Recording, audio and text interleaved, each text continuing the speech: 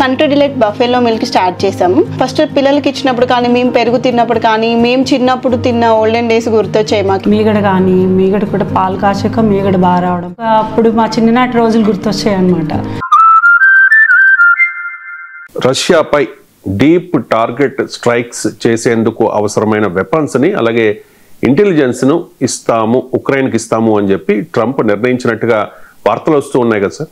ఒకవైపు ట్రంప్ చెప్తూ ఉన్నారు రష్యా ఉక్రెయిన్ యుద్ధాన్ని నేనే ఆపేస్తాను, నేనే ఆపగలను అని చెప్పేసి. మరోవైపు ఏమో ఉక్రెయిన్కు సహాయం చేస్తూ ఉన్నారు రష్యాపై దాడి చేసేందుకు. అవి కూడా డీప్ టార్గెట్ స్ట్రైక్స్. ఏంటి సార్ పర్యవసానాలు ఎలా ఉండబోతున్నాయి? మీరు అన్నది నేను కూడా చూశాను. వాల్ స్ట్రీట్ జర్నల్ కథనం అది మన ఇండియన్ మీడియా కూడా విస్తృతంగా దాన్ని కవర్ చేసింది. ఈ వాల్ స్ట్రీట్ జర్నల్ కథనం ఏంటంటే, ఒకటి ఇంటెలిజెన్స్ అంటే అమెరికా కీలకమైన టార్గెటెడ్ ఇంటెలిజెన్స్ అంటే రష్యాలోని ఎనర్జీ ఇన్ఫ్రాస్ట్రక్చర్, ముఖ్యంగా oil refineries, power stations, oil pipe lines ను టార్గెట్ చేస్తూ అటాక్ చేస్తానికి కావలసిన ఇంటెలిజెన్స్ ఇన్పుట్స్ ఇస్తారు అని. ఇది మొదటిది. రెండవది, అలాగే దానికి అవసరమైన మిసైల్స్ కూడా, టామ్ హాక్ మిసైల్స్ అని, ఇలా బరక్రస్ అని మిసైల్స్ అని, ముఖ్యంగా టామహాక్ మిసైల్స్ మనకు చాలా తెలుసు. ఇది ఈవెన్ 500 మైల్స్ వరకు కూడా వెళ్ళి అటాక్ చేయగలుగుతుంది.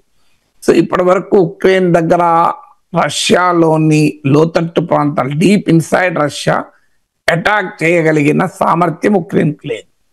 దాంతోపాటు ఉక్రెయిన్కి అమెరికా ఆయుధాలు ఇచ్చిన మాట నిజం, కానీ ఆయుధాల వాడకం పైన చాలా ఆంక్షలు పెట్టింది. ఇప్పుడే కాదు, బైడెన్ అడ్మినిస్ట్రేషన్ కాలం నుంచి ఆంక్షలు ఉన్నాయి. ట్రంప్ అధికారంలోకి వచ్చాక ఆ సైనిక సాయం కూడా ఆగిపోయింది. సో బైడెన్ అడ్మినిస్ట్రేషన్ నుంచి కూడా పెట్టిన ఆంక్షలు ఏంటంటే, మీరు దీన్ని డిఫెన్స్, ఆత్మరక్షణ కొరకు మాత్రమే వాడాలి, దాడికి అఫెన్స్ కు వాడకూడదు అని. అందుకే మీరు గమనించండి, ఉక్రెయిన్ ఒకసారి డ్రోన్లతో డీప్ ఇన్సైడ్ రష్యా అటాక్ చేసింది. రష్యాకు చెందిన బాంబర్ ఎయిర్ క్రాఫ్ట్లను కూడా, అణుబాంబల్ని ప్రయోగించగలిగే ఎయిర్ క్రాఫ్ట్లను కూడా ధ్వంసం చేసింది. సో అప్పుడు వాడింది పూర్తిగా డ్రోన్ టెక్నాలజీ. రష్యన్ మేడ్ డ్రోన్లను బాగా కట్టుదిట్టమైన నిఘా మధ్య ఒక లారీలలో, ట్రక్కులలో రష్యాలోకి పంపించి రష్యాలోని అనేక ప్రాంతాల్లో ఏకకాలంలో డ్రోన్లు పైకి లేచి పేల్చాయి. సో ఈ ఆపరేషన్ చాలా 18 నెలల పాటు ప్లాన్ చేసి ఉక్రెయిన్ నిర్వహించింది. అమెరికాకి ఇన్ఫార్మ్ కూడా చేయలేదని వార్తలు వచ్చాయి. ఎందుకంటే అమెరికా ఇచ్చిన ఆయుధాలను, టెక్నాలజీని వాడలేదు కనుక. సో అందువల్ల ఉక్రెయిన్కి ఆ పరిమితులు ఉన్నాయి. మొదటి నుంచి కూడా అమెరికా ఉక్రెయిన్కు బైడెన్ అడ్మినిస్ట్రేషన్ టైంలో ఆయుధాలు ఇచ్చినప్పుడు కూడా కొన్ని అంశాలలో ఆంక్షలు, ఇప్పుడు నేను చెప్పినట్లు డీప్ ఇన్సైడ్ రష్యా అటాక్ చేయకూడదు, అఫెన్స్ కు వాడకూడదని. ఎందుకు అంటే అమెరికా ముందు నుంచి జాగ్రత్త పడుతున్నది ఏంటంటే, రష్యాతో ప్రత్యక్ష యుద్ధంకి దిగడం అమెరికాకి ఇష్టం లేదు. అమెరికాకే కాదు, నాటో దేశాలకు కూడా ఇష్టం లేదు. అందుకే ఉక్రెయిన్ పైన నో ఫ్లై జోన్ విధించాలి అని జెలెన్స్కీ ఎన్నిసార్లు డిమాండ్ చేసినా అమెరికా అంగీకరించలేదు. నో ఫ్లై జోన్ అంటే ఉక్రెయిన్ పైన ఏ యుద్ధ విమానాలు అనుమతి లేకుండా తిరగకూడదు అని. అప్పుడు అమెరికా చెప్పింది ఏంటంటే, ఇది రష్యన్ ఎయిర్ ఫోర్స్ తో నాటో గగనతల యుద్ధానికి కారణమవుతుంది అని. సో అందువల్ల మొదటి నుంచి కూడా అమెరికా, నాటో కూడా ఈ ఆంక్షలతో కూడిన సాయం మాత్రమే చేస్తూ వచ్చాయి. ఇక ట్రంప్ అధికారంలోకి వచ్చాకైతే అనేక సార్లు పల్టీలు కొట్టాడు. ఒక దశలో ఉక్రెయిన్ కు మిలిటరీ సాయము, ఇంటెలిజెన్స్ సాయము ఆపేశాడు కూడా. ఆపేసిన సమయంలోనే రష్యా మరింతగా ముందుకొచ్చింది. వాస్తవంగా ఉక్రెయిన్ కూడా రష్యాలోని కరస్క్ ప్రాంతంలో కొంత భూభాగాన్ని ఆక్రమించుకోగలిగింది. రష్యానేమో డాంబాస్ ప్రాంతంలో లుహాన్స్క్, డోనెట్స్క్ అని ఉక్రెయిన్ ప్రాంతాల్లో ఒక 20% ల్యాండ్ ఆక్రమించుకున్నది. జెలెన్స్కీ ప్లాన్ ఏముండే అంటే, ఆ లుహాన్స్క్, డొనెట్స్క్, డాంబాస్ ప్రాంతంలో రష్యా ఆక్రమించుకున్న భూభాగాన్ని రిటర్న్ ఇస్తే మేము ఈ కరస్క్ ప్రాంతంలో ఉన్న భూభాగాన్ని రిటర్న్ ఇస్తాం అని కండిషన్ పెడదామని అనుకున్నది. కానీ ట్రంప్ మధ్యలో సాయం ఆపడం వల్ల ఆ సమయాన్ని వ్యూహాత్మకంగా అడ్వాంటేజ్ తీసుకున్నటువంటి పుటిన్ పెద్ద ఎత్తున ఉక్రెయిన్ పైన విరుచుకుపడ్డాడు. ఉత్తర కొరియా బలగాలకు కూడా సహకరించాయి, ఇరాన్ డ్రోన్లు ఇచ్చాయి. దాంతో కురస్క్ ప్రాంతంలో రష్యా కోల్పోయిన భూభాగంలో 90% తిరిగి రష్యా చేజిక్కించుకుంది. అందువల్ల ట్రంప్ పుణ్యమాని ఉక్రెయిన్ ఎలా బలహీనపడిందో దీన్ని బట్టి అర్థమవుతుంది. ఆ తర్వాత మనం చూసాం జెలెన్స్కీని వైట్ హౌస్ లో అవమానించిన తీరు. ఒక దశలో మళ్ళీ మీకు ఆయుధాలు ఇస్తే మాస్కో పైన అటాక్ చేయగలవా అని కూడా అడిగారు ట్రంప్. ఈలోగా మళ్ళీ అలాస్కాలో అమెరికా రష్యాల మధ్య ట్రంప్ పుటిన్ల మధ్య సమ్మిట్ మీటింగ్ జరిగింది. పుటిన్ కు రెడ్ కార్పెట్ ఇచ్చారు. ఇలా మెలికలు తిరుగుతూ రకరకాల విన్యాసాలు ట్రంప్ అడ్మినిస్ట్రేషన్ చేస్తూ వచ్చింది. ఇప్పుడు తాజాగా ట్రంప్ ఒక సోషల్ మీడియా పోస్ట్ పెట్టాడు. ఉక్రెయిన్ కోల్పోయిన మొత్తం భూభాగాన్ని తిరిగి కైవశం చేసుకుంటుంది అని.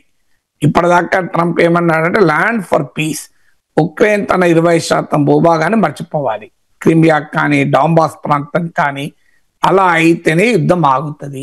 రష్యా ఇదే బిగ్ పవర్, ఉక్రెయిన్ ఒక బలహీనమైన దేశం, యుద్ధ భూమిలో రష్యాకు ఆధిక్యత ఉంది, ఇది ఉక్రెయిన్ గుర్తించాలి. అందువల్ల ఉక్రెయిన్ వాస్తవిక పరిస్థితుల్ని గమనంలో పెట్టుకొని భూమిని వదిలేయటానికి సిద్ధపడాలి అని ట్రంప్ వాదన. ఇప్పుడు సడన్ గా ఏమంటున్నాడు కొత్తగా సోషల్ మీడియా పోస్టులు, ఉక్రెయిన్ తాను కోల్పోయిన మొత్తం భూభాగాన్ని తిరిగి చేజిక్కించుకోవాలని. అది ఎప్పుడు సాధ్యమవుతుంది? రష్యాలోని ఇంటీరియర్ ప్లేస్లకు వెళ్ళి అటాక్ చేయాలని. కానీ అది చేయగలుగుతుందా? చేస్తే ఏం జరుగుతుంది? మరి రష్యా ఎలా స్పందిస్తుంది చూడాలి. ఎందుకంటే రష్యా నాటోలోకి ఉక్రెయిన్ చేర్చుకుంటామంటేనే నాటో పైన ఉక్రెయిన్ పైన యుద్ధం చేశారు. ఇప్పుడు ఇది నేరుగా అమెరికా రష్యాల మధ్య యుద్ధంగా మారిపోతుంది.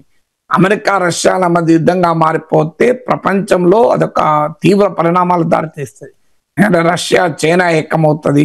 Russia, China, North Korea, Iran, ఇలా ప్రపంచం రెండుగా చీలిపోతుంది. మామూలు విషయం కాదు అది. ట్రంప్ తాను ఇవ్వడమే కాకుండా నాటో దేశాలను కూడా అడిగారు, మీరు కూడా మిసైల్స్ ఇవ్వండి, ఇంటెలిజెన్స్ షేర్ చేయండి, రష్యాలో డీప్ ఇన్సైడ్ అటాక్ చేస్తామని. వాస్తవంగా ట్రంప్ ఫ్రస్ట్రేట్ అవుతున్నాడు. ఇటీవల కూడా చెప్పాడు, నాకు చిరాకులేస్తుంది, నేను ఏం చేయాలి, ఎంత పుటిన్ చెప్తే వింటలేడు. ఒకసారి పుటిన్ నాకు చెప్పింది ఒకటి చేసేది ఒకటి అని. పుటిన్ ఏమో కంటిన్యూస్ గా ఉక్రెయిన్ పైన దాడులు చేస్తున్నాడు. కారణం ఏంటి అంటే అసలు ఈ యుద్ధానికి కారణమైన ఫండమెంటల్ ఇష్యూ రిజాల్వ్ అయ్యేంత వరకు యుద్ధం ఆపనని భీష్మించి కూర్చున్నాడు. ఒకప్పుడు అమెరికా కాల్పుల విరమణ అడిగేది, రష్యా అందుకు అంగీకరించలే. ఇప్పుడు ట్రంప్ కూడా కాల్పుల అవసరం లేదు, డైరెక్ట్ గా యుద్ధం ఆపుతాన లైన్ కూడా మార్చుకున్నాడు. సో ఈ గందరగోళం కనబడుతుంది. ఎందుకంటే ఈ యుద్ధం ప్రారంభమైనప్పటి నుంచి అమెరికన్ క్యాలిక్యులేషన్స్ మొత్తం ఫెయిల్ అయ్యాయి. ముందు ఏమనుకున్నారంటే ఎకానమీ దెబ్బతింటది అనుకున్నారు. రూబుల్ విల్ బికమ్ రబుల్ అన్నాడు, అది కాలేదు. Rouble is the best performing currency in the world. Interesting ఏంటంటే డాలర్ వాల్యూ ఏమో పడిపోతుంది, రూబుల్ నిలబడింది. ఇక రెండవది పుతిన్ కు వ్యతిరేకంగా అంతర్గత తిరుగుబాటు వస్తాను అంచనా వేశారు, అది జరగలేదు. మూడవది అంతర్జాతీయంగా పుతిన్ ఏకాకి అవుతారనుకున్నారు, అది జరగలేదు. ఇప్పుడు ఏకంగా రష్యాలోకి వెళ్ళి ఉక్రెయిన్ అటాక్ చేసి రష్యాను పీస్ కొరకు ఒప్పిస్తానని ట్రంప్ అంచనాలు వేస్తున్నాడు. కానీ ఇప్పటిదాకా వెస్టర్న్ క్యాలిక్యులేషన్స్, అమెరికన్ క్యాలిక్యులేషన్స్ డామెట్ కథ అడ్డం తిరుగుతూనే వచ్చింది. ఇప్పుడు తాజాగా మరి ఈ స్ట్రాటజీ నిజంగానే తీసుకుంటాడా? ఇది కేవలం పోస్టరింగ్ గా ట్రంప్ లాగా స్వభావం ఏంటంటే ఇలా బెదిరిస్తూ ఉంటాడు, బెదిరించి లొంగ తీసుకోవాలనే ట్రంప్ లక్ష్యం. సో అలా అందులో భాగమేనా తెలియదు. వాల్ స్ట్రీట్ జర్నల్ కథనం మనకి ఇప్పటికీ. So it has to be verified.